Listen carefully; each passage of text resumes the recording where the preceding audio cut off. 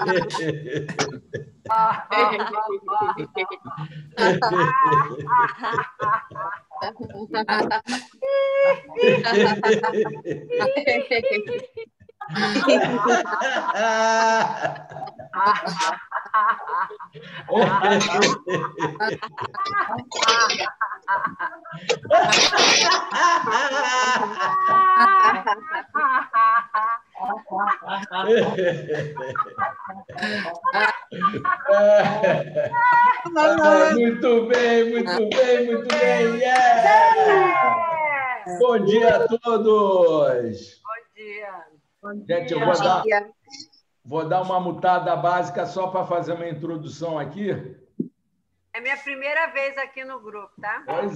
Pois é. Eu também. Exatamente por conta da participação inicial da Tânia e de outros vários, eu vou dar uma recapitulada rapidamente, porque se trata do estudo do filme O Riso, do Et Homme, é um documentário, e o filme começa relatando várias coisas que aconteceram durante a história do riso.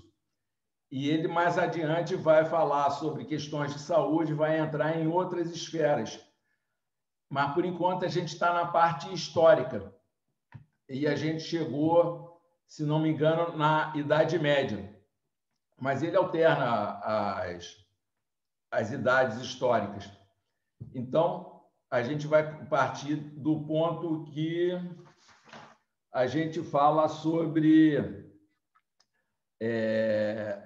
Vamos começar com os áudios. A gente faz o processo é o seguinte: eu coloco um áudio retratando o filme e corto, e a gente faz os comentários, cada um contribui da forma que achar necessário. É assim que ocorre o processo do estudo, tá?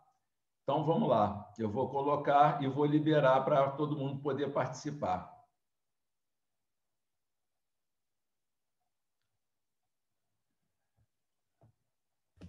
Só não esquece de compartilhar a tela para o som sair aqui para nós. Tá, eu estou fazendo isso agora.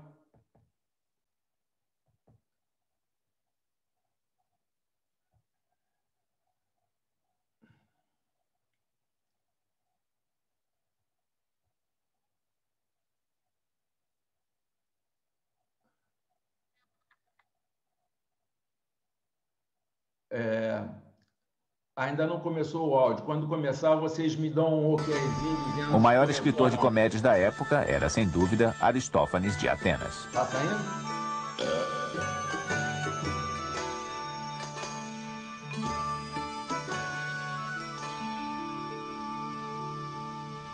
Os gregos inventaram a comédia, que surgiu por volta do ano 500 a.C.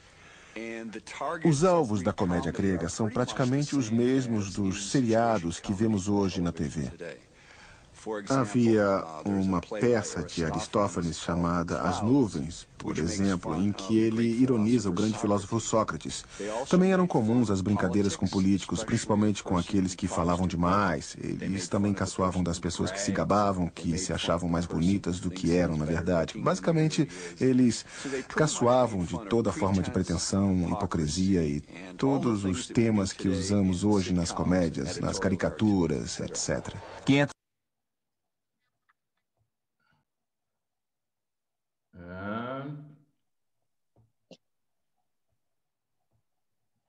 Agora, quem quiser participar, fica à vontade.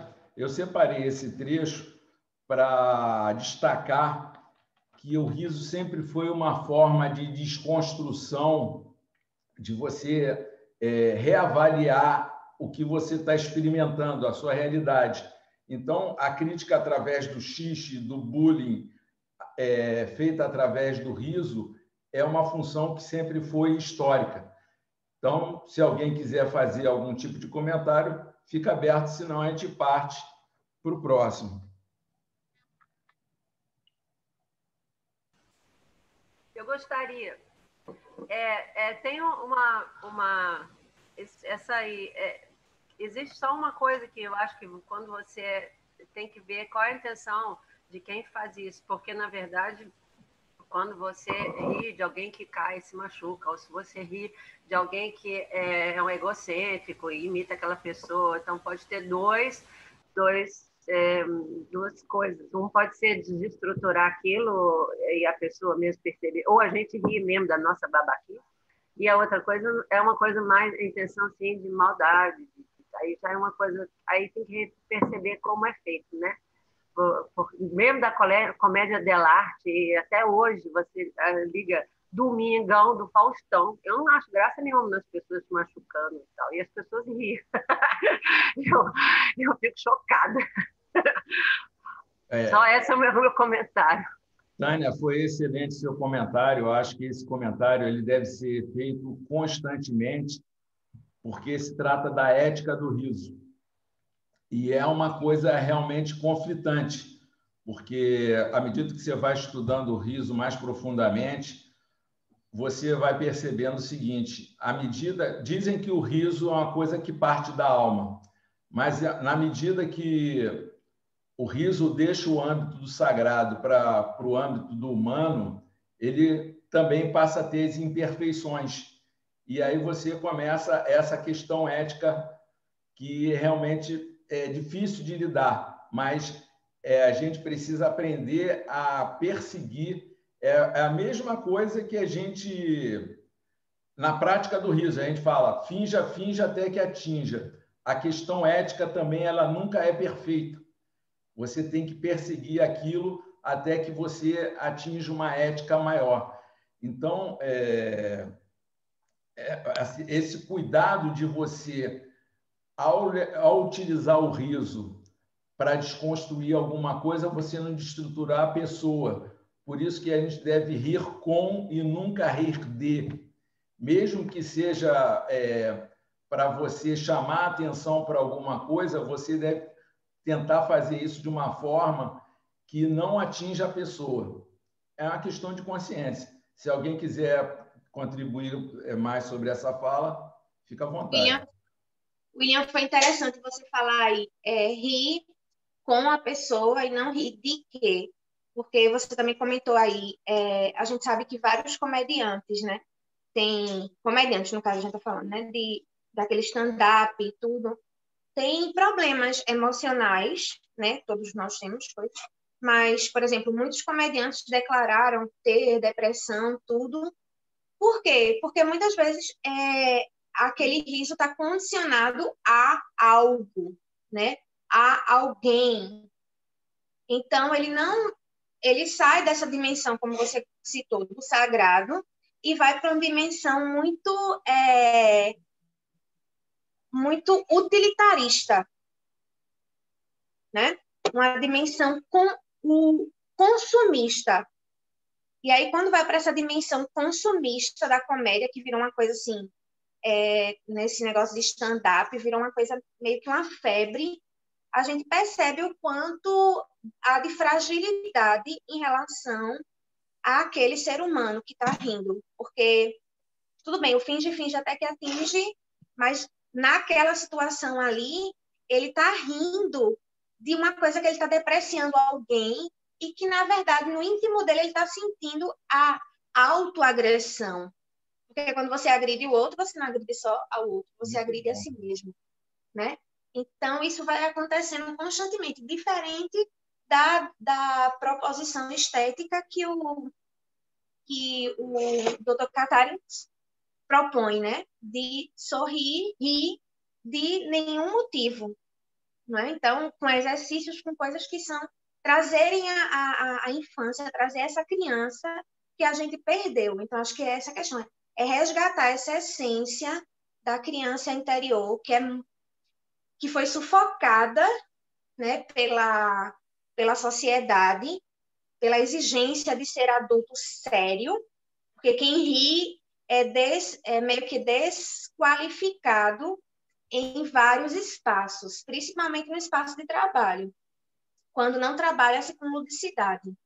E até quando trabalha com ludicidade. Obrigado, Renato. Cara, eu gostaria de continuar, mas só que a gente não vai conseguir avançar no viés histórico se a gente continuar. Porque você vê, a gente vai abrindo. Isso que a Renata falou já possibilita uma série de outras discussões. Mas, de qualquer maneira, dentro do próprio processo histórico, eu acho que foi na aula passada a gente ficou caracterizado quando o riso deixa de ter uma característica positiva e negativa. Na aula passada, isso foi dito, que em determinado momento do processo do riso, essa valorização ficou perdida. E agora está acontecendo isso que a Renata falou. E por que isso acontece? Porque o riso, cara, ele está relacionado com um aspecto profundo da psique, e como a gente está vivendo uma fase da sociedade no qual tudo passa a ter valor monetário, as pessoas estão fazendo qualquer coisa para atingir esse objetivo monetário. E, com isso, ela acaba descuidando desse fato de que o riso atinge a tua psique, e você começa a monetarizar isso. Deixa eu admitir aqui o Arthur. Se você começa a monetarizar isso, você acaba caindo em depressão. Então, é mais um motivo para a gente ter cuidado de como a gente ri. Qual é a nossa intenção ao produzir o riso? E eu ia acabar falando, melhor ainda do que rir com o outro é você rir para o outro. É o aspecto compassivo do riso, tá? Vamos tentar avançar um pouquinho, porque senão a gente não consegue. Mas tudo bem, se não conseguir, paciência. Vamos no próximo áudio.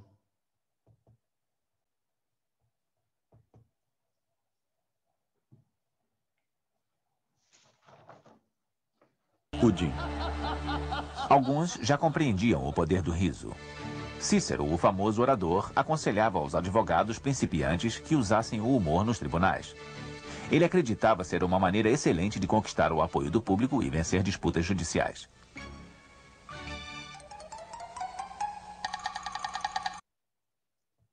Nesse eu destaquei porque para a gente perceber como a manipulação do riso, no caso da empatia do riso, da característica empática do riso, já ser manipulado.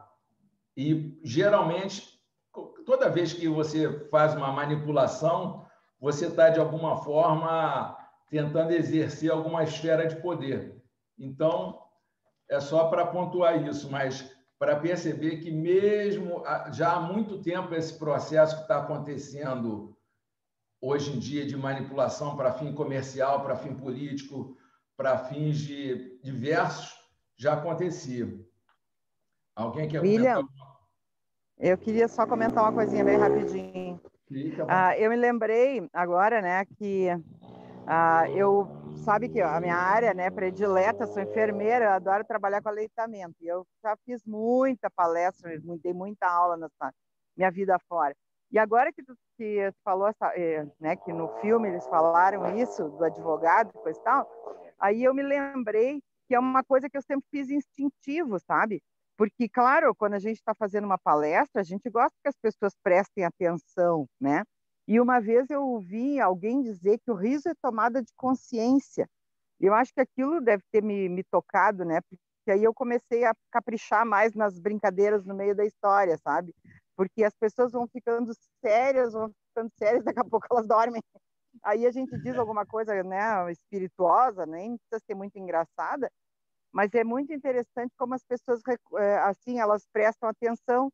Eu achei bem interessante esse aspecto.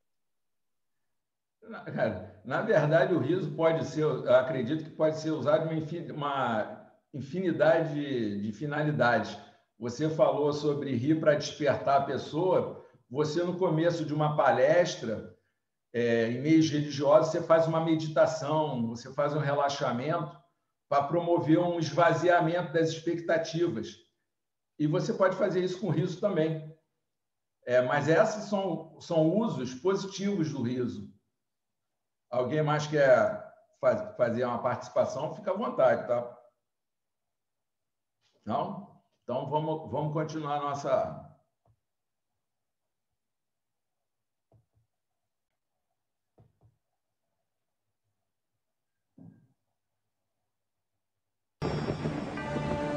No século IV, a Igreja passou a ver com maus olhos o riso, talvez porque ele tivesse o poder de ridicularizar as grandes autoridades.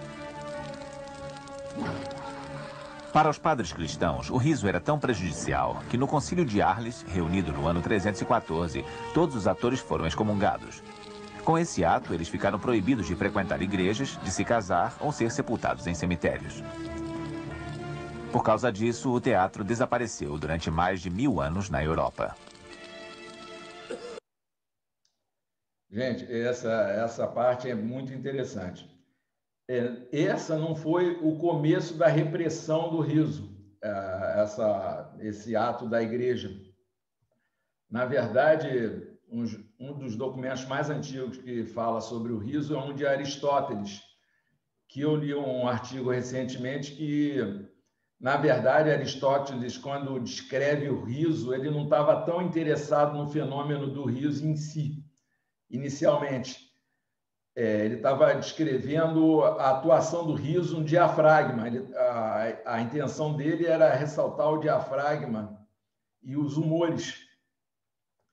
Mas depois ele começa assim a falar do riso, e o riso é colocado como uma coisa arriscada, uma coisa danosa. E, então, esse ato da igreja não foi. Mas ela, nesse contexto, ela passa a ter um controle de função, de controle social explícito. E foi a coisa mais significativa em termos de repressão do riso, foi essa atuação da igreja, porque isso perdura até hoje, gente. Muita gente ainda tem essa sensação de que rir é uma coisa grotesca ou uma coisa a ser recriminada. E isso pode ter certeza que é a forma como a igreja atuou durante esse tempo todo. Alguém quer colocar alguma coisa? Rapidinho. Pode Eu abrir. estava... Ô, Tânia, você pode abrir seu microfone quando quiser, tá?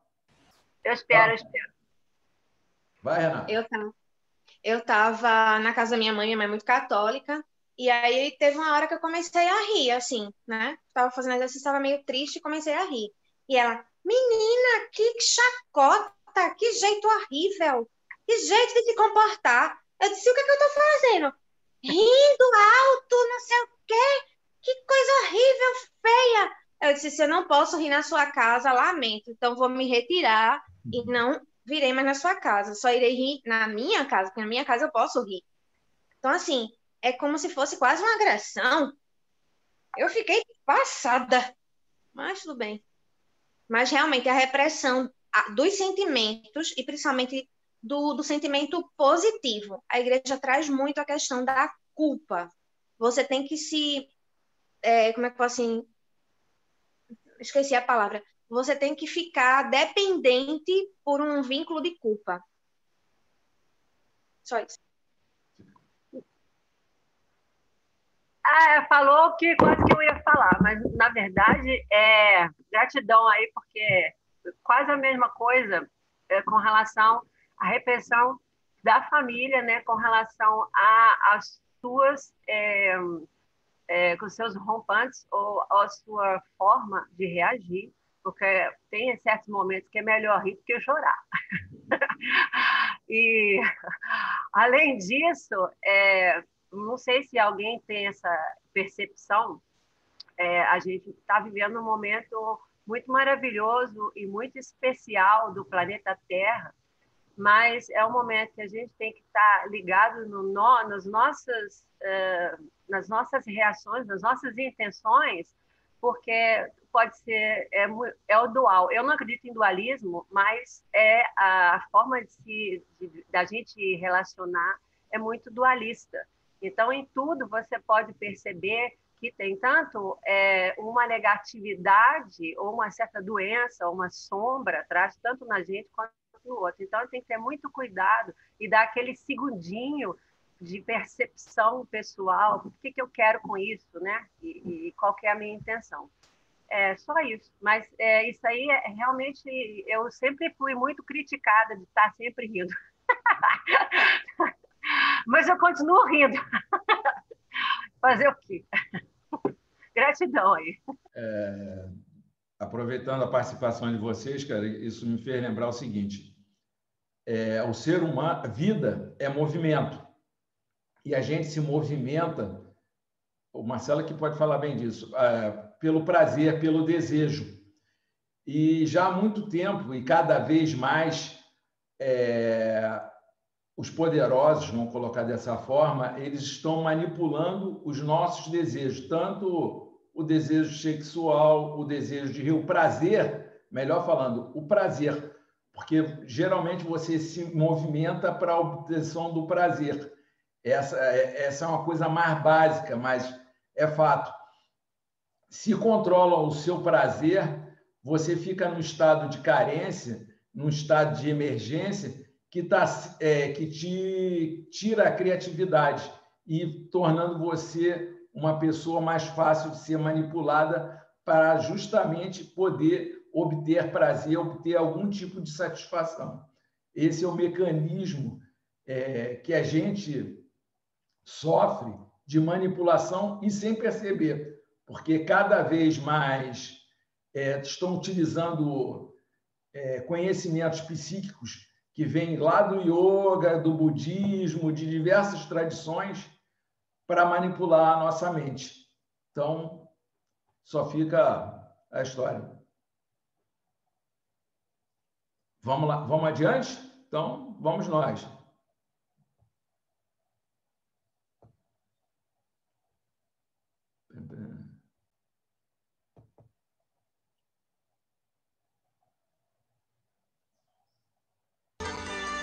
Até mesmo o rei Luís IX da França, o São Luís, ria. Mas ele seguia uma norma: jamais rir às sextas-feiras, o dia em que Jesus foi crucificado.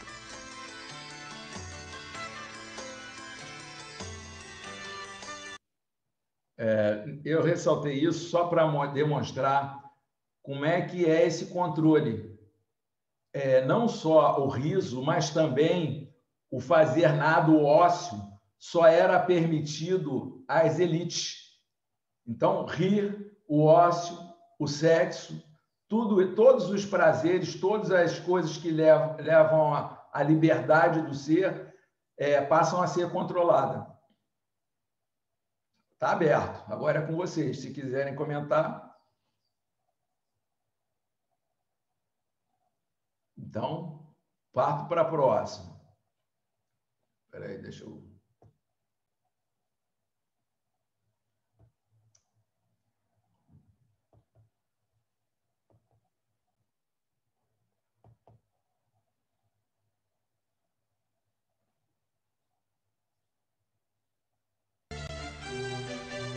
Em meados do século XV, François Rabelais escreveu um livro irreverente que conquistou um público totalmente novo.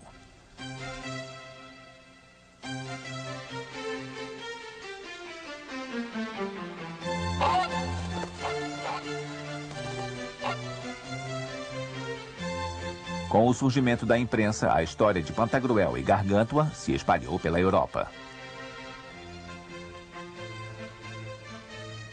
os atores ressurgiram, desafiando a oposição da igreja.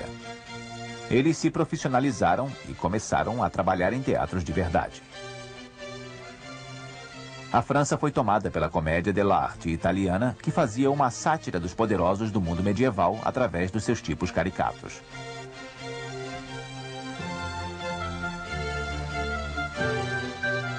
O velho avarento e rabugento Pantaleão. Arlequim, o servo astuto. A adorável Colombina e muitos outros personagens marcaram o imaginário da época e moldaram todo o desenvolvimento do teatro a partir de então. Esse trecho me leva a refletir sobre uma série de coisas. Primeiro, como o riso, promover o riso, melhor dizendo, é uma arte. E, como tal, você tem que ter sensibilidade para produzir essa arte, que aproxima da alma. Por outro lado, fica explícito como existe um conflito de classes através do riso, como é que a manifestação do riso destaca esse conflito de classes. Ao mesmo tempo que os poderosos tentam manipular o riso, a classe menos abastada utiliza do riso como forma de manifestação. E como a comédia é um dos gêneros do teatro, ou seja, o riso é tão importante que forma um gênero. Parece que 5 gêneros do teatro, eu não entendo muito bem, mas um dos gêneros é a comédia. O riso vem acompanhando a história do teatro desde então. Tá? Fica aberto para todos.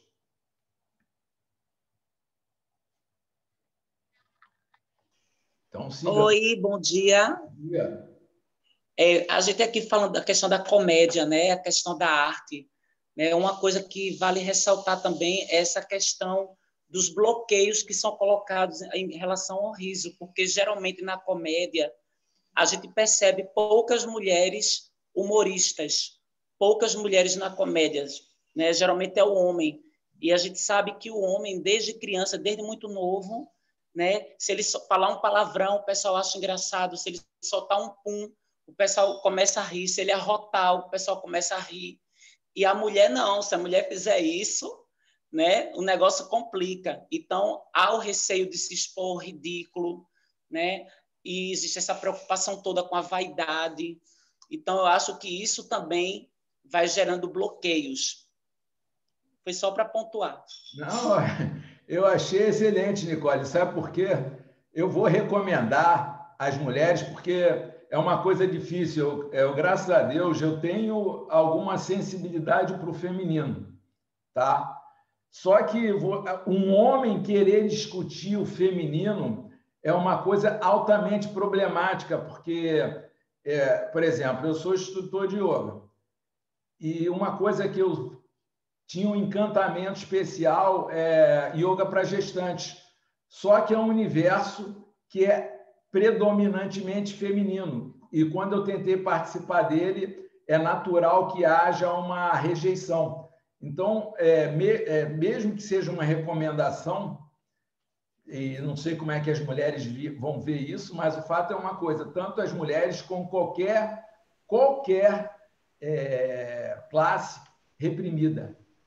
Ri, mas tem que rir muito, porque uma das funções principais do riso é justamente a desconstrução. E se você quer desconstruir um paradigma de repressão, nada melhor do que o riso. A mulherada tem que cair na gargalhada na cara dos homens, dos machistas, dos racistas, e por aí vai. Tem que rir. E, agora, tem que fazer, cara, uma coisa fundamental para qualquer remédio é o bom senso, porque eu fico sempre repetindo, a diferença entre o remédio e o veneno é a dose. Você usar o riso em qualquer momento com um ser boçal na sua frente, está arriscado a tomar uma bufetada. Então, tem que ter a inteligência de usar o riso. Tá? Tá Uma coisa aberto. eu só queria comentar se vocês estudarem um pouquinho, eu estudei esse negócio da comédia dell'arte há muito tempo, eu já não me lembro detalhes, né? Porque eu fazia um curso e tal, tinha 14 anos de idade e tal, e depois, sempre de novo, a gente fazendo teatro e construindo, a gente se remete à base que é comédia dell'arte. E a comédia dell'arte, se você olhar os personagens, também tem uma questão muito interessante, quem é que é realmente quem faz o humor. É interessante como tem essa questão da mulher, também tem essa questão da comédia dell'arte dos personagens. Se alguém quiser olhar melhor sobre isso, também tem aí o racismo, tem um monte de coisa que está sempre na sociedade, né? Que é a mesma coisa que a Nicole falou, só que é em outro nível, também de mulher e homem, mas também dos personagens. Ó, gente, já está se aproximando. Vou fazer o convite, quem puder retornar, vai ser legal, tá? Continuamos ou alguém quer participar mais alguma coisa? Então, vamos nós.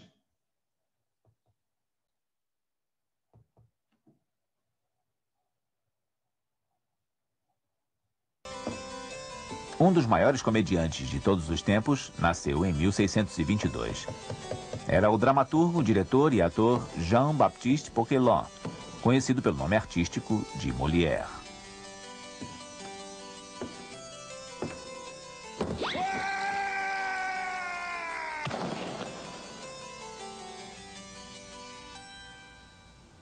Ele tinha paixão pela linguagem, pelas palavras, e passou a vida se opondo à sociedade e à época em que vivia. Isso porque Molière trouxe um conceito totalmente novo, o naturalismo. O protagonista de O Burguês Ridículo, por exemplo, é um homem que fez fortuna e está louco para ser admitido na corte. Então ele arruma um professor de dicção que é hilário, um instrutor de dança ainda mais idiota e um professor de filosofia que só lhe ensina coisas estúpidas. Arruma alguém para lhe ensinar a escrever e toma as atitudes mais descabidas. Molière volta sua lente de aumento para os exploradores e quem se deixa explorar. Les gens qui exploitent et celui qui se laisse exploiter aussi.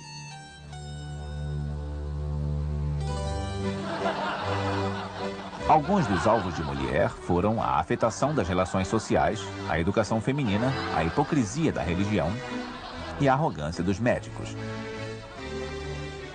O dramaturgo parecia ter uma missão bem clara: corrigir as falhas da humanidade. Bom, tá bem claro, né, cara? Na verdade, eu quis destacar a função social que pode ser exercida através do riso.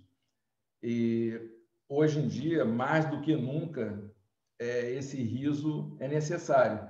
Só que, conforme a gente já viu, a gente tem que ter uma cautela ao produzir esse riso para não fazer justamente o oposto do que você deseja. Eu estou falando isso porque a gente está vivendo uma época de polarização e, no meu ponto de vista, isso é natural. E, de uma forma geral, isso tende a um aprofundamento que nem já aconteceu em outras épocas da história, até que haja uma catarse social, que geralmente não é uma coisa muito agradável, tá? E uma das formas de você promover uma catarse pacífica é justamente através do riso, desde que você saiba construir, porque senão você, cara, quando você pega e faz um bullying, na verdade você está aprofundando uma polarização. Quando você faz um stand-up comedy mal feito, só com fins comerciais, você está aprofundando uma polarização. Agora, quando você promove o riso com consciência, procurando produzir bem-estar social, procurando produzir liberdades, aí você está no caminho oposto. O riso é uma ferramenta muito poderosa, mas tem que ser muito bem utilizada. Aí eu deixo aberto para quem quiser comentar. Então, vamos nós.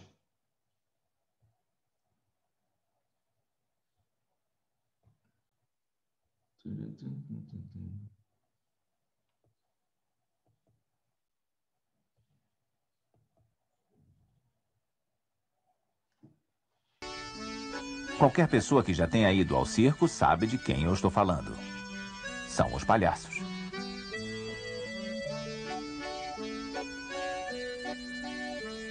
No final do século XVIII, um homem chamado Philip Astley teve a ideia de lançar apresentações com cavalos numa pista circular.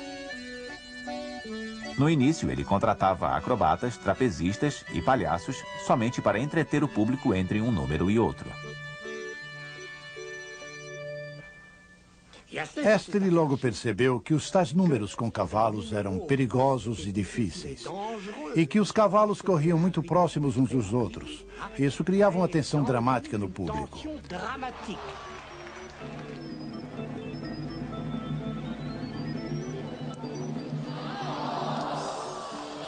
Ele viu que o seu circo estava quase se tornando um espetáculo trágico e sentiu a necessidade de quebrar a tensão de vez em quando com números que servissem para relaxar as pessoas. Então, contratou palhaços para esquetes rápidas. Eu destaquei isso querendo mostrar o início da palhaçaria em circo.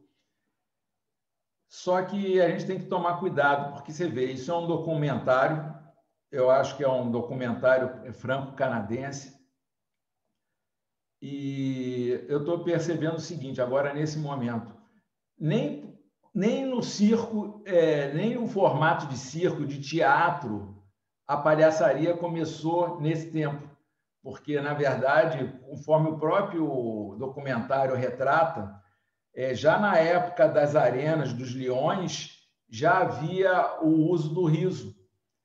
Então, e outra coisa, no Oriente também, conforme a gente vai ver no próximo áudio, também já, aliás, isso foi um estudo meu, no Oriente você tinha personagens com as mesmas características. O que eles quiseram caracterizar aí foi o seguinte, que começou na Inglaterra por conta dessa coisa da cavalaria, o que não é verdade, tá? Mas, de qualquer forma, foi uma época que a palhaçaria ficou mais destacada. E por que a gente está estudando isso tanto, de uma forma tão repetitiva, falando tanto de história do riso, quando o nosso trabalho é de yoga do riso? É porque, justamente, quando você percebe como é que foi a construção daquilo, você pode posicionar com mais profundidade e melhor o yoga do riso. Porque o yoga do riso, pelo menos do meu ponto de vista, ele tem uma construção completamente revolucionária, que é o resgate da infância, da inocência, coisa que até agora eu não vi nenhum desses processos históricos que a gente está relatando. Então, por isso que eu coloquei logo no começo do estudo, o yoga do riso vai ser o yoga da nova era, o riso da nova era. E só que isso fica mais bem retratado quando a gente conhece melhor a história do riso, tá? Eu deixo aberto para vocês falarem alguma coisa se acharem interessante. Vamos nós, então.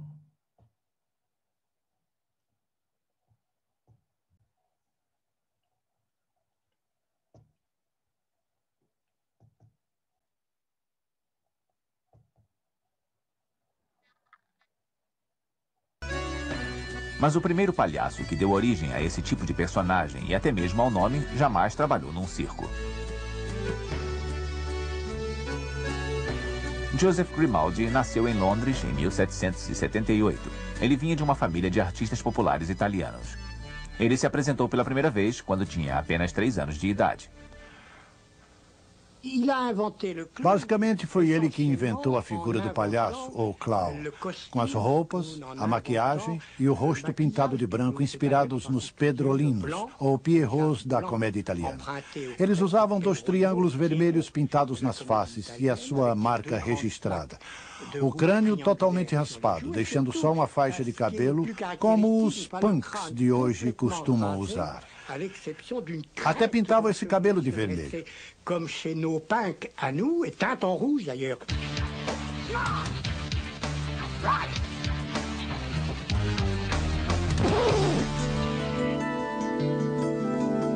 Ele apresentava pantomimas usando as roupas, objetos de cena e a mímica para fazer humor. Disse até que o rei Jorge IV foi assistir a uma apresentação e riu tanto que arrebentou o seu colete. Grimaldi e os palhaços da época, os ingleses, eram acrobatas e clowns, no mais puro sentido da palavra. A sua técnica de humor se concentrava em provocar o riso da plateia, usando gestos e macaquices, que muitas vezes eram piadas ou acrobacias que davam errado. O humor nascia do fracasso.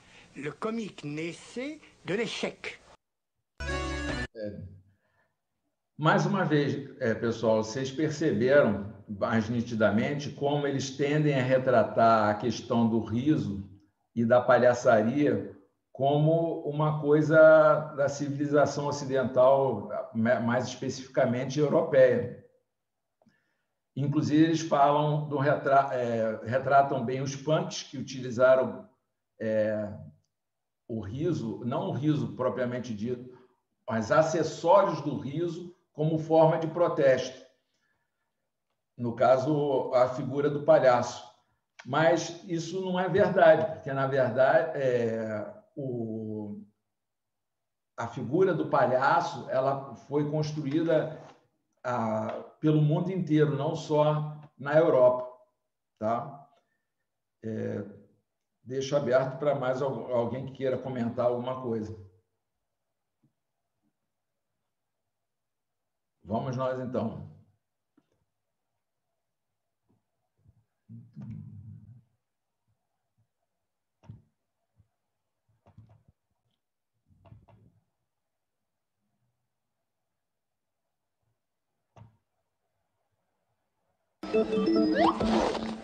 Mais tarde, os palhaços ou clowns que trabalhavam em circos passaram a se apresentar em duplas. Por volta da década de 1860 surgiu o palhaço caricato que conhecemos hoje, com seu nariz vermelho, calças folgadas e sapatos enormes. Ele fazia o papel do parceiro desajeitado. Ele sempre interferia no momento errado e invariavelmente estragava os planos do seu companheiro, o clown com o rosto branco, para o delírio de adultos e crianças. O palhaço caricato serve de bode expiatório para o belo clown, que era quase como o Rei Sol, o Luís XIV dos picadeiros, o mestre. Era ele quem dava as cartas. Aos poucos, como o palhaço caricato era o único que realmente fazia o público rir, ele começou a ser aclamado. Sua presença era exigida pela plateia e ele passou a ser o rei do circo, o mestre na arte dos palhaços. Em outras palavras, podemos dizer que o palhaço caricato triunfou sobre o seu mestre e carrasco. Gente, eu destaquei por conta dessa alteração dos personagens do palhaço caricato e o palhaço sério. E isso acabou me remetendo agora também à percepção do seguinte, como isso é importante nos dias atuais. A gente já falou dessa função do riso de desconstrução. E aqui fica bem claro, o palhaço que faz sucesso é aquele palhaço que faz tudo errado. Mas é porque faz tudo errado? Não é por isso.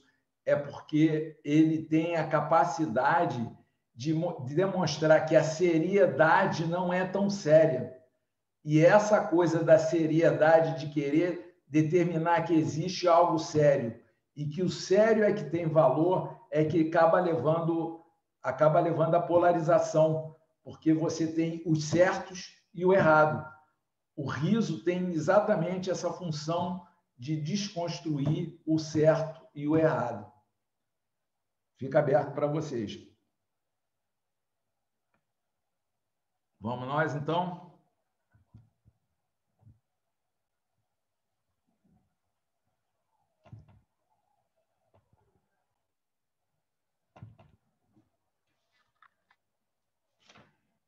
cinema nasceu na França, mas veio a crescer e prosperar nos Estados Unidos através da empresa de Mack Sennett, a Keystone. Sennett deu vida nova à tradicional comédia pastelão.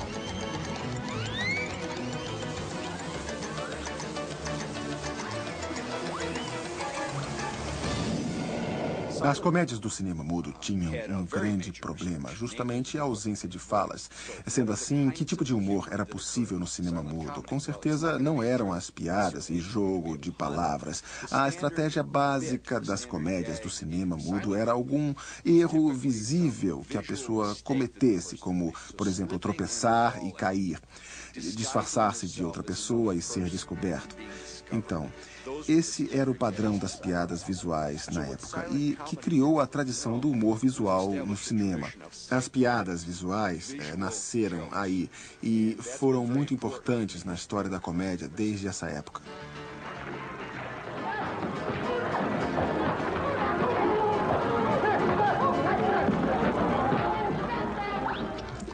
Em 1913, apareceu uma cara nova na Keystone. Ele deixaria uma marca permanente na história do cinema mudo. O nome do novato era Charlie Chaplin, e ele foi um gênio. O tipo mais importante entre os clowns é o bobalhão. Ele é o desajeitado, o pobre idiota, o vagabundo. Esse era o personagem de Chaplin, o Chaplin mundial. Eu separei isso, cara, porque a questão da introdução da imagem é um aprofundamento da evolução do ser humano em vários aspectos. Eu vou tentar melhorar essa conversa. Se não me engano, na época de Chaplin, foi quando Freud começou a expor as teorias dele. E tem um vídeo que fala sobre o uso das teorias de Freud para manipulação do marketing. E aí você vê o riso, ao mesmo tempo, como é que se diz, sendo utilizado de uma forma tecnológica, porque até então o riso, a motivação do riso era produzida pelo próprio ser humano. Aí não, nesse ponto, a utilização do cinema e da televisão, acho que mais especificamente do cinema mudo, faz com que a atenção do riso, sobre o riso, passe a ser a imagem. E isso, para a gente não tem uma percepção muito concreta disso, mas a nossa própria experiência de vida é feita através de imagens. Por isso esse poder tão grande que a televisão, os computadores têm sobre a gente. A nossa porta de entrada da alma são os olhos. E, através da produção da imagem, você começa a criar realidades. E, com isso, você começa a criar realidades de riso. Daí, tudo que a gente está vendo. Então, é um ponto assim bem específico da história do riso. Se alguém quiser comentar alguma coisa... Vamos nós.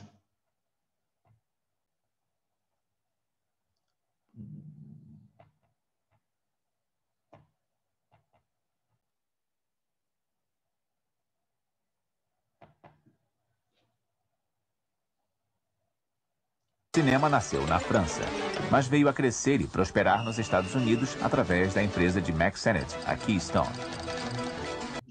Errei. Sennett deu vida nova à tradicional comédia pastelão.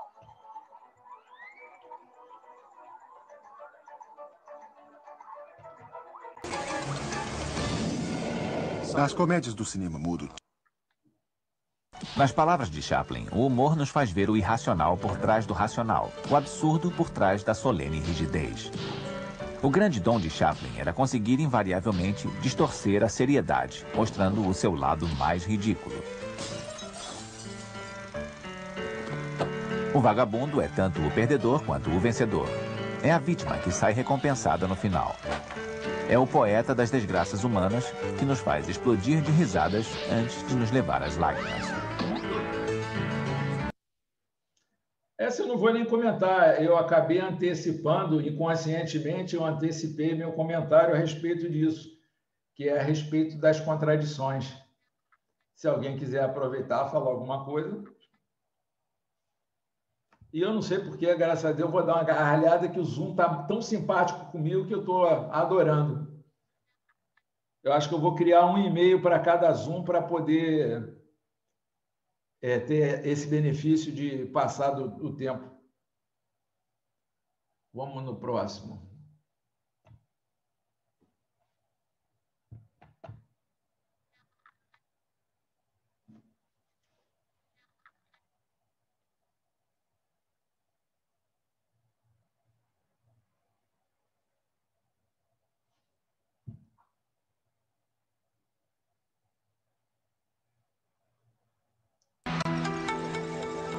Nem todos riem das mesmas coisas.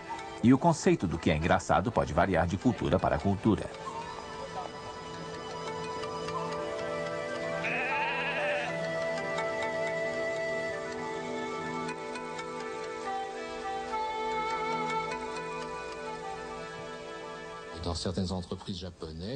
Em certas empresas japonesas, existe uma sala do riso. Lá, o retrato ou o busto do patrão fica preso à parede e os funcionários podem rir da sua imagem. Bom, esse trecho ele é bem interessante, porque, como foi falado aqui, o riso depende de um conteúdo cultural, tá? E daí a gente fazer um estudo da história do riso para poder perceber isso com mais nitidez. E aí vai uma crítica que eu faço ao yoga do riso. Eu não sei se eu já comentei isso com o Sandro, mas é uma coisa, porque o que acontece? Eu não sei se eu acho muita graça. Eu acho que a gente deve dançar, eu acho que a gente deve ter música, mas realmente o Bollywood Dance eu só acho razoável, porque fica tão surreal um brasileiro quanto seria um alemão dançando samba. Entendeu? Então, a gente fazer aquela dança indiana é surreal. E nesse aspecto eu acho válido.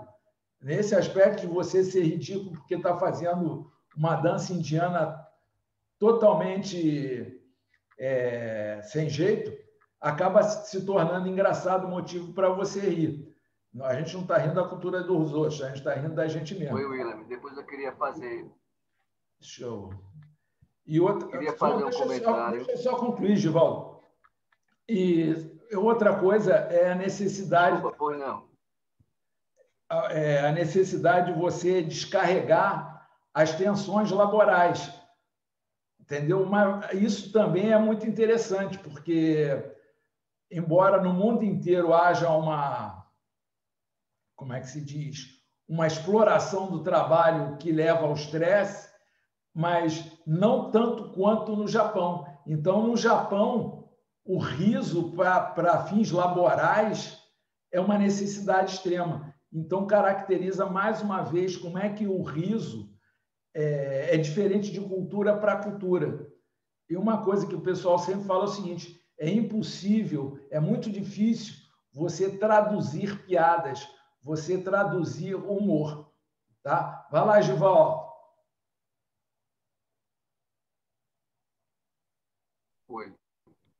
Foi bom, gente. Eu queria pegar, que também dialoga com essa parte aí, a anterior de Chaplin, quando ele fala que a arte, quer dizer, o texto fala, né, que a arte dele é ligada ao ridículo, ver o irracional no racional. Mas eu queria pegar essa coisa do ridículo. Então eu queria que alguém comentasse sobre essa relação do ridículo na yoga do riso, né? Onde você... Porque a gente chama de criança interior, mas para mim que sou adulto, sujeito adulto, né? Ele está se expondo ao ridículo para o padrão atual dele, inclusive na empresa, por exemplo, né? Ele é o chefe, etc. Então era sobre esse aspecto do ridículo na yoga do riso. Cara, foi bom, achei ótimo você ter tocado isso, Givaldo. Acho que foi uma proposta que você fez para a gente fazer um comentário. O que acontece? O ridículo é uma coisa que... Primeira coisa, ele é contestado pelo próprio riso. o riso tem a função de desconstruir o ridículo. Porque, eu não sei se vocês sabem, mas etaísmo é uma palavra que é usada para discriminação em função da idade. Tá? E o ridículo infantil é um etaísmo infantil. É você dizer que a criança é ridícula. Não, ela está dentro do que as conexões mentais dela permite. Então, todo o comportamento dela, que para muita gente é ridículo pelo fato de ser infantil, olha só que coisa mais absurda. Dizer que uma criança é ridícula, não, que o comportamento infantil é ridículo, não. Isso quer dizer que a gente vai ter as mesmas conexões de uma criança? Não, não quer dizer isso. Mas quer dizer, pode simbolizar o seguinte, que você construir coisas com a mesma inocência, não com a mesma, mas com inocência, porque o que é difícil para a gente é justamente ter inocência depois de ter passado a ser sujeito adulto, que nem o Givaldo falou. A gente não tem essa capacidade, justamente por conta da cristalização, da polarização do cérebro. Você acaba confundindo o comportamento rígido, o comportamento polarizado com seriedade. E seriedade não é isso.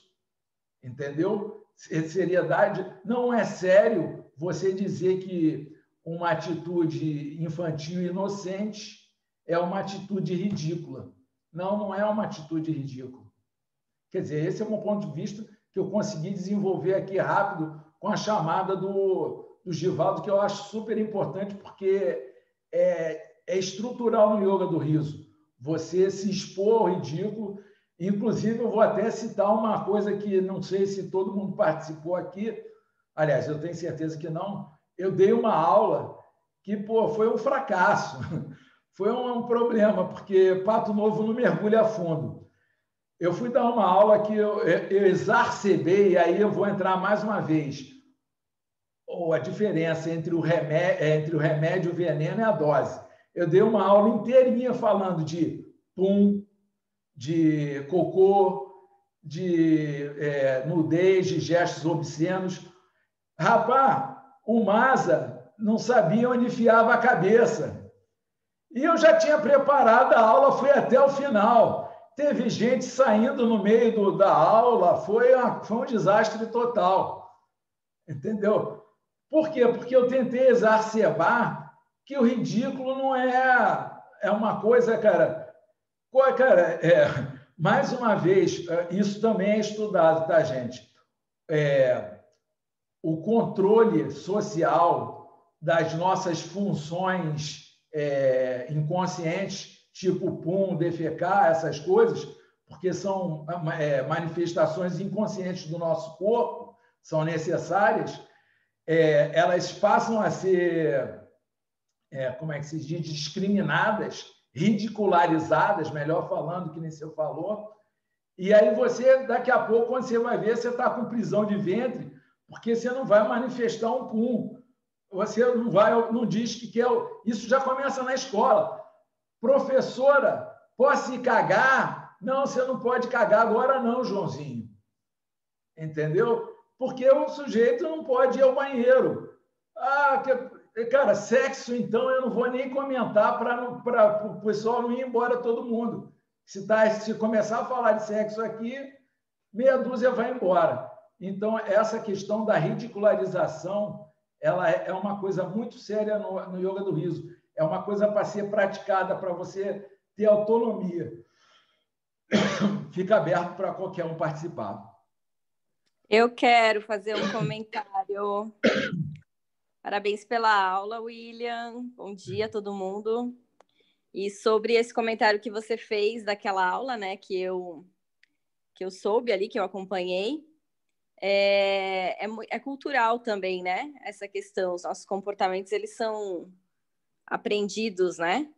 Culturalmente também. Então, se você for para a Ásia, Lá na Índia, por exemplo, as pessoas, elas peidam, arrotam, cospem no chão, porque eles aprendem que você não deve segurar isso. Você não pode segurar uma secreção na sua garganta, tampouco engolir, né? Assim como também o peido, o arroto.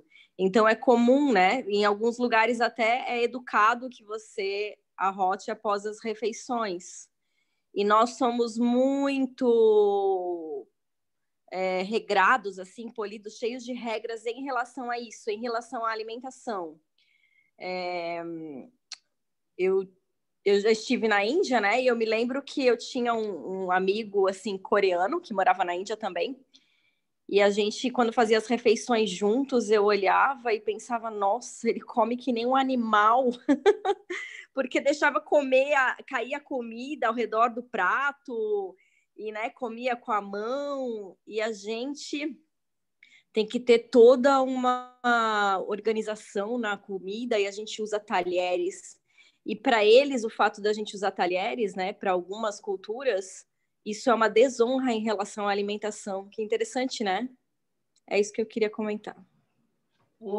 Lidiane, antes de alguém queira participar, eu quero agradecer, porque você fundamentou o que eu precisava saber sobre esses comportamentos, que uma vez eu fui fazer retiro de Vipassana, que são 10 dias sem falar, e entrou um grupo de chineses, e o silêncio é absurdo durante a meditação. Só que os chineses peidavam o tempo inteiro durante a meditação. E você controlar o riso, justamente controlar o riso durante a meditação, era uma coisa bem desafiante. E eu aceitava aquilo, por saber que era uma tradição entre eles, mas não sabia a fundamentação disso.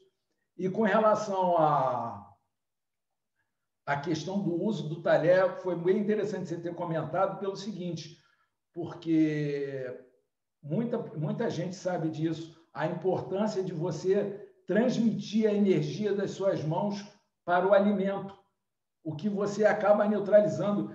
Você usar talher para comer é a mesma coisa que você usar sapato a vida inteira e não ter contato com a terra através dos pés. Você não transmite a sua energia para a sua comida. E aí fica aquela coisa... É lógico que você tem que ter um cuidado com higiene, mas a gente deveria realmente utilizar as mãos para comer. E fica aberto para todo mundo. E uma outra coisa também, voltando um pouquinho lá no início da aula, que eu quis comentar, mas eu estava tomando meu café, que também essas questões em relação à repressão do riso, elas podem ter sido construídas. Eu não vou afirmar coisas que eu acho que eu não pesquisei, né? Mas que fazem sentido para mim. Eu acredito que possam ser também construídas, porque o riso talvez ele seja orgânico, ele é natural, eu acredito que ele é natural do ser humano. Então, uma criança ri ali do Domingão do Faustão, entende? E não porque deu tempo dela aprender que aquilo é engraçado ver uma pessoa cair. Mas eu acho que por uma identificação e talvez um sentimento lá dentro de, nossa, ainda bem que não sou eu que caí daquele jeito e me machuquei, entende? Então é uma forma de alívio da tensão de não ter sido você. Eu enxergo um pouquinho assim. Talvez o Marcelo possa trazer alguma informação adicional. O Marcelo estava na moita. O Marcelo está muito quieto, minha gente. Pois é, eu estava quietinho aqui. Cara, eu percebi, eu disse, eu vou deixar o Marcelo quieto, que ele, pô... Eu não queria atrapalhar o roteiro ali, porque eu falo demais, e aí acaba atrapalhando o roteiro das coisas. E na outra vez eu falei muito, acabou até o tempo, não deu tempo de fazer as coisas. Mas eu vou fazer alguns comentários, aproveitando que a Lidiane falou disso. E eu acho que eu vou começar pela parte que tu disseste que o riso tem um embasamento cultural, e como ela falou agora de que é algo natural, e realmente ele é um reflexo do organismo, ele é como é que eu posso dizer, desconstruído ou desorganizado pela cultura, isso sim, né, a função do riso.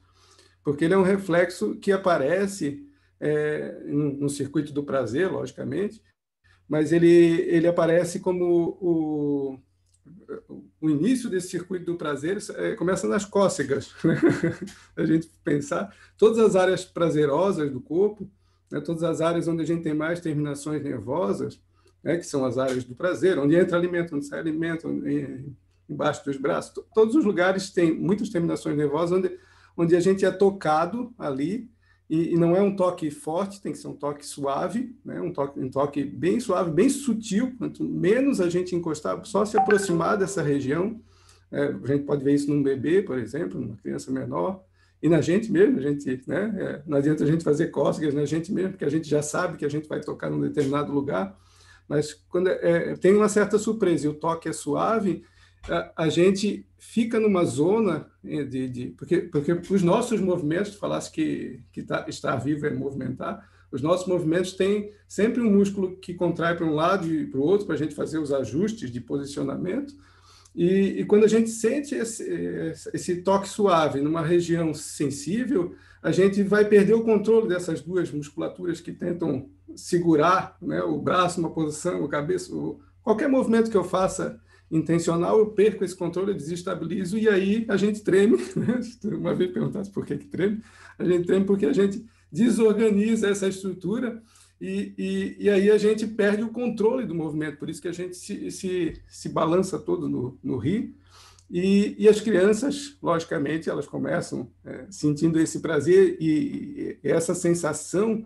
prazerosa, ela vai gerar uma série de substâncias internas na gente, dizendo que a gente está tendo algo de conexão com o mundo, de conexão com a realidade, de pertencimento ao todo. Não sei, dependendo da cultura, cada um vai dar um nome diferente, da gente se unir com o todo, da gente se fazer parte do universo, né? Ou encontrar Deus, seja o que for. Então, quando a gente tem o riso nasce, né? Então, se ali é o começo de todo esse caminho nervoso, o final é o riso, o movimentado diafragma, o movimentado aparelho digestivo, uma série de coisas que acontecem, e as crianças, elas têm que organizar isso no começo da vida. Elas tentam, a gente vai associando isso a várias rotinas, a várias questões culturais, a gente vai aprendendo, sim, aproveitando o comentário da Lidiane ali, a gente vai aprendendo alguns aspectos da cultura, mas as crianças riem dos outros caindo, né? Elas riem também. Elas riem dos outros caindo, não porque elas estão com um sentido pejorativo daquela queda, né? Não é disso. É de que, nesse momento em que eu estou tentando controlar a minha musculatura, né, para fazer um movimento, eu sempre passo nessa zona em que o riso acontece, essa zona do descontrole, que é a zona da liberdade, que é a zona do extravasamento. Eu passo ali naquele lugar e eu sinto esse prazer novamente. Então, ela faz porque ela quer sentir aquele prazer novamente, não porque ela está rindo da outra pessoa exatamente. Ela sabe que falhar, né, foi dito muitas vezes aqui que falhar, o palhaço que falha é o palhaço que funciona bem, né? Ou a coisa entre a comédia e o drama, né? São dois polos aí, porque a gente não é só movido pelo prazer, a gente é movido pela fuga do desprazer, né? Tudo aquilo que nos causa desprazer, tudo aquilo que vai mais para o lado dramático, que vai entrar nas nossas vísceras, né? Que vai fazer a gente sentir por dentro um desconforto, né? Uma coisa, a gente sente a dor alheia, né? Então tem esse desprazer que a gente foge, e tem o prazer que é o prazer da liberdade, da conexão. Então, as crianças querem essa liberdade, né? E a gente, como sociedade, a gente vai construindo cultura, a gente vai construindo regras. O nosso cérebro, por exemplo, ele começa a se moldar da direita para a esquerda, do hemisfério direito para o hemisfério esquerdo. O hemisfério direito é muito mais imagem, muito mais percepções de relevos, de sons e do ambiente, o mundo tridimensional. É muito mais isso, por isso que a imagem também atinge mais profundamente, e os estudos de neuromarketing, eles atacam muito mais essa via da imagem, tentando acessar as vias límbicas, que são as vias mais profundas do cérebro, para a gente não pensar, para a gente agir a partir de estados subconscientes e não conscientes. né? Porque a gente começa a estruturar o cérebro da direita para a esquerda, e o hemisfério esquerdo é o hemisfério de regras, é o hemisfério do racional, é o hemisfério daquilo que a gente organiza no mundo, daquilo que a gente entende no mundo, né? E a gente vai colocando ali, e mais no Ocidente aqui do que no Oriente ainda, a gente aprende que isso é o que vale, né? As nossas regras aqui são de comer com talheres, ou as regras aqui são de não falar sobre certos assuntos, né? que são prejudiciais, mas são regras construídas e que vão invadindo a gente e vão deixando essa zona entre o desconforto e o desprazer e o prazer, que é aquela zona do aprendizado, né? Hoje em dia se fala muito nas empresas que a gente tem que deixar, né? Porque o Givaldo falou de empresa, que é um ambiente sério, a gente tem que deixar o ambiente sempre com aquela cara de sério, mas os estudos sobre performance, né, no ambiente empresarial indicam que a gente tem que deixar as pessoas no meio do caminho entre o desprazer, né, entre aquilo que causa desprazer e o prazer, para justamente poder brincar, para justamente poder inovar, para justamente poder criar, porque é ali que está tudo isso, né? A gente não vai conseguir criar coisas ficando tenso demais. A gente precisa ficar nesse meio do caminho entre o prazer e o desprazer. Então, a gente precisa desconstruir nas empresas, né, a ideia de que rir é feio. E essa coisa dos orientais aí é fantástico, de ter um lugar para rir, para poder rir do chefe, né, para poder não só rir do chefe, mas poder rir daquilo que tensiona demais. Ou rir, porque tensiona demais porque eu preciso acertar, porque eu preciso ajustar as regras, preciso respeitar as regras da cultura onde eu vivo, né? Mas eu preciso chegar nessa zona prazerosa que o riso promove, que o riso promove não, que o riso mostra, ele não promove a zona prazerosa. Ele nos diz que a gente está lá, né? Ele é como se fosse um espelho. Eu estou rindo, então eu estou aqui nesse lugar onde eu posso promover prazer. Então, ele funciona como um espelhamento, sabe? Então, a gente tem que realmente promover o riso, não pelo ridículo, né? Foi o começo da tua conversa aí, não para usar de artifícios para monetarizar, seja o que for, para questões de poder, não por nada disso, mas porque a ideia do riso é tornar a gente o mais solto possível, a gente sair dessa consciência muito racional e muito fixa e muito superficial da humanidade, que é a nossa cultura, que é nossa filosofia, nossas regras, e ir para um estado muito mais subconsciente ou mais inconsciente de estar conectado com isso tudo, de se deixar levar, que é essa zona aqui da cócega, é onde a gente se deixa levar, onde a gente liberta o corpo, onde a gente liberta a mente. A gente precisa reaprender a fazer isso e a gente, quando a gente usa o riso de forma muito racional, como a gente, agora, é claro, é um estudo, mas quando a gente usa o riso de forma muito racional, a gente fica cada vez mais longe desse lugar, né? A gente se afasta dessa zona onde o prazer e a liberdade e a criatividade podem fluir e podem se contaminar uns com os outros, sabe? A gente precisa usar o yoga do riso, e aí ele é interessante, o yoga do riso, porque ele vai misturar a parte do riso, né, que é entrar nessa zona onde tudo fica livre, com a respiração, que é o fluxo do movimento adequado, né? Para mim, a respiração, ela consegue... Se eu respiro muito rápido, eu que ensino as pessoas a respirar, boto aparelhinhos na mão, sou muito técnico com isso, boto aparelhinho, mede o batimento cardíaco, mede a velocidade da respiração. A gente sabe que respirar rápido demais aumenta o nível de ansiedade, aumenta o nível de tensão física, aumenta o nível de racionalidade, porque a pessoa vai ficando cada vez mais tensa em todos os sentidos, não só corporalmente, mas nessas regras do mundo, vão ficando mais tensos. Quando a gente baixa esse nível, faz uma respiração com uma profundidade maior, e uma profundidade maior indica profundidade interna maior, né? O diafragma tem que se movimentar para baixo, para cima, senão eu não consigo fazer essa coisa do alimento entrar e ele sair por mim, ou de tudo que entra e o que tem que ser excretado, como foi falado aqui, né? A gente precisa fazer essa coisa profunda. A gente ajuda a pessoa a também aliviar essas tensões, ajuda a pessoa também a regular o humor, a fazer movimentos muito mais coerentes, muito mais com maior nível de oxigenação, mas também com maior nível de integração, né? Um maior nível de contato, de presença, né? Porque quando a gente respira devagar, a gente produz ritmos no corpo mais tranquilos, mas ritmos na mente mais tranquilos, e consegue atingir um estado de presença muito mais forte e uma conexão muito mais forte com tudo que há.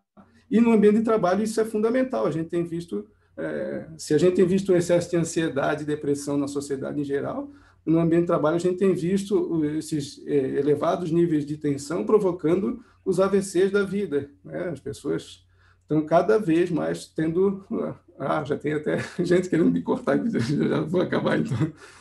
A gente tem visto esse alto nível de pessoas atingindo ou esse esgotamento por, né, vai entupir uma veia, ou um infarto, né, num nível mais extremo, ou quando isso não ocorre, porque o corpo, a gente tem um corpo fantástico, né, a natureza é fantástica, a gente acaba estragando ela, mas quando isso não acontece, nossas redes de regulação de humor, elas se desorganizam tanto que a gente atinge estados profundos de depressão, né, e esgotamento, e burnout, e todo nome que queira dar para isso, mas a gente acaba não conseguindo mais nem chegar perto dessa zona que o riso promove, que o yoga do riso promove muito bem, com essa mistura de técnicas de respiração do yoga, das meditações orientais, com a possibilidade, a liberdade e a liberação desse riso que na cócega infantil é permitido, mas no adulto já não é mais, a não ser entre quatro paredes, escondido num momento lá de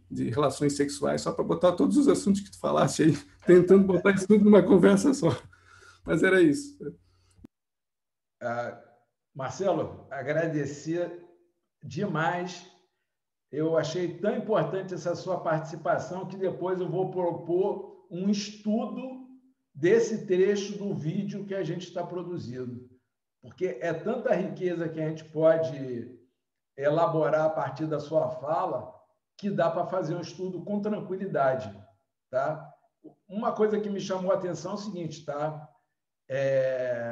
O momento que a gente está vivendo da pandemia e as relações estão se restringindo basicamente ao Zoom, e todo mundo aqui sentado com o diafragma contraído aqui, parado. Aonde isso vai levar a gente, tá?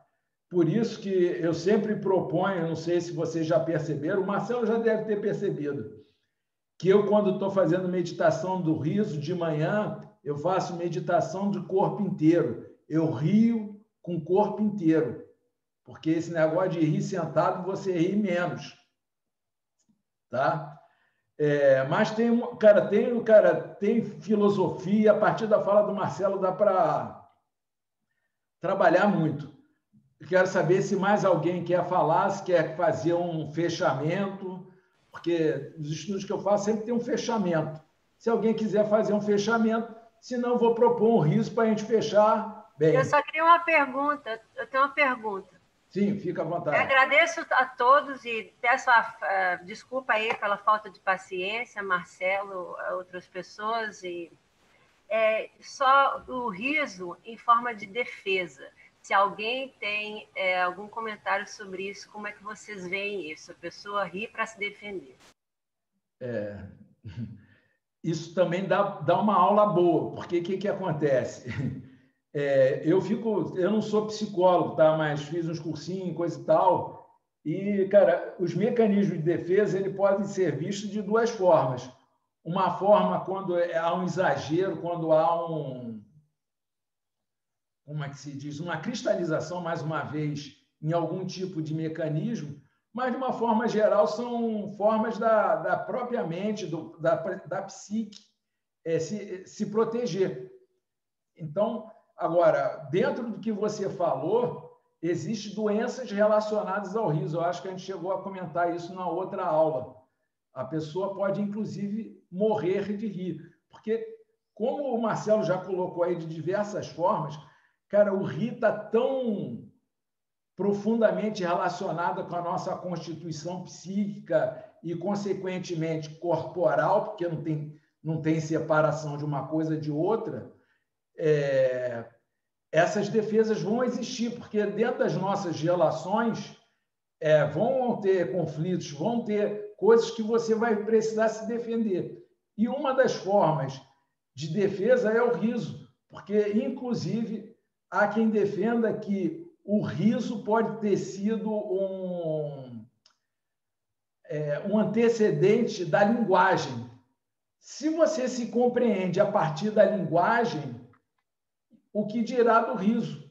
O riso, cara, na verdade, antecede a linguagem. Então, você vai se proteger também através do riso. Isso é bom ou é ruim? Pode ser bom e pode ser ruim. Essa é a minha participação dentro do que você perguntou, tá? Agora, se o Marcelo quiser dar outro papozinho também, aí fica com ele, que, pô, neurologia com ele, de repente, psicologia também. Eu preciso sair, eu tenho que ir embora.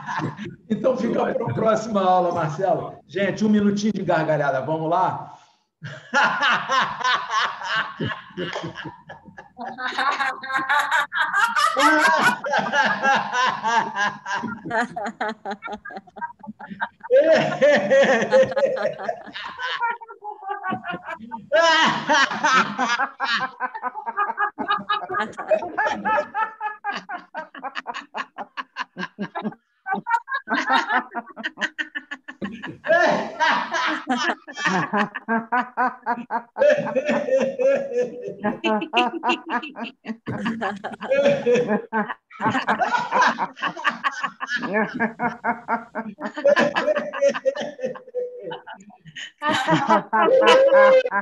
Lindos, linda. Lindos, linda.